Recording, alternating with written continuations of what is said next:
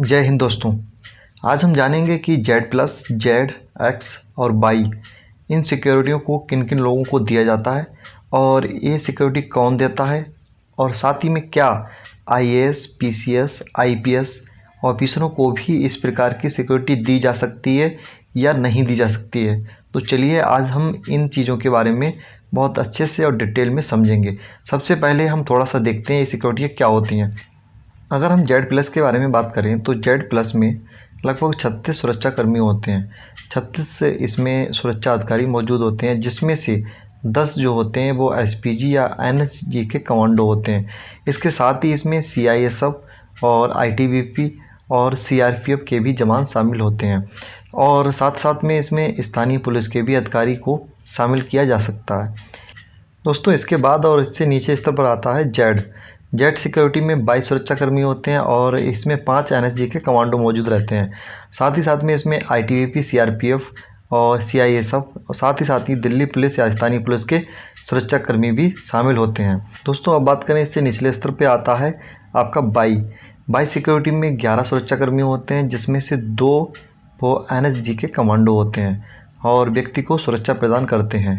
तो इसके बाद अगर और एक निचले स्तर पर जाएं, फिर आ जाता है आपका एक्स।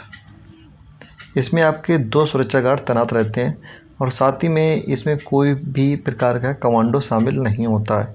तो दोस्तों ये थे सिक्योरिटी के टाइप, और एक जो सिक्योरिटी का टाइप था वो था एसपीजी, जिसके बारे में मैंने नहीं बताया क्योंकि वो आम लोगों या विशेष लोगों ने दिया जाता है, वो केवल आप प्रधानमंत्री को ही दिया जाता है। तो क्योंकि हमारा मकसद था ये जानना कि वो कौन कौन सी सिक्योरिटियाँ हैं जो एक आईएएस, पीसीएस या आईपीएस अधिकारी को भी मिल सकती हैं। तो वो यही सिक्योरिटियां हैं जो आईएएस, आईपीएस और पीसीएस अधिकारियों को मिल सकती हैं।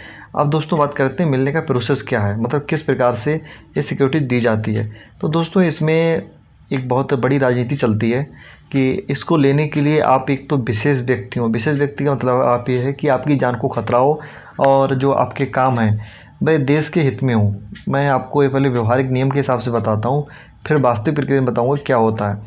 तो नियम के अनुसार ये है कि आप समाज के लिए, देश के लिए अच्छा काम कर रहे हो तो आपके लिए केंद्र सरकार इस प्रकार की सुरक्षा दे सकती है, जिनमें आपके व्यक्तिगत विशेष स्तर को देखा जाएगा। साथ में आपको जो आपकी जान का खतरा है वो किस प्रकार का है।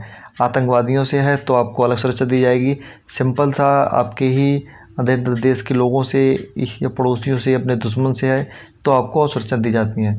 लेकिन अगर वास्तविक प्रक्रिया के बारे में बात करें तो वास्तविक प्रक्रिया में ये होता है कि इसके लिए कोई आईएएस या पीसीएस या आईपीएस अधिकारी है तो उसके लिए मान लीजिए प्रधानमंत्री या केंद्रीय मंत्रिमंडल का बहुत ही नज़दीक होना चाहिए और उनके अनुसार वह कामों में सही हो, और फिर भी उसकी जान को खतरा हो। क्योंकि अगर वो काम सही कर रहा है और जो सत्ता की पार्टी है उसके हिसाब से काम कर रहा है और विपक्षी पार्टियां हैं वो उसके लिए मारना चाहते हैं किसी अधिकारी को, ऐसे बहुत केसेस आते हैं।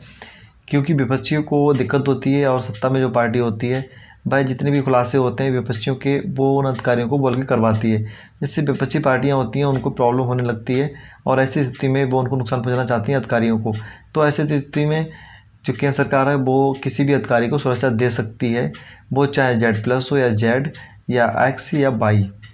जी भी दोस्तों, फाइनली में मैं ये बोलना चाहूँगा कि इसमें आप ये समझ लीजिए कि अगर सरकार को किसी भी प्रकार का लाभ हो रहा होगा या सरकार की मजबूरी होगी वो तभी अधिकारियों को इस प्रकार की सुरक्षा देगी, नहीं तो बकाया वो नेताओं को ही सुरक्षा देती है इस प्रकार की, क्योंकि नेताओं से उनकी पार्टी चलती है और उनका शासन प्रशासन चलता है, जिससे लोग उनके लिए वोट देते हैं और वह केंद्र सत्ता में आकर सरकार बनाती हैं और देश में शासन करती हैं। तो दोस्तों ये था प्रोसेस पूरा, जो आप समझ ही गए होंगे।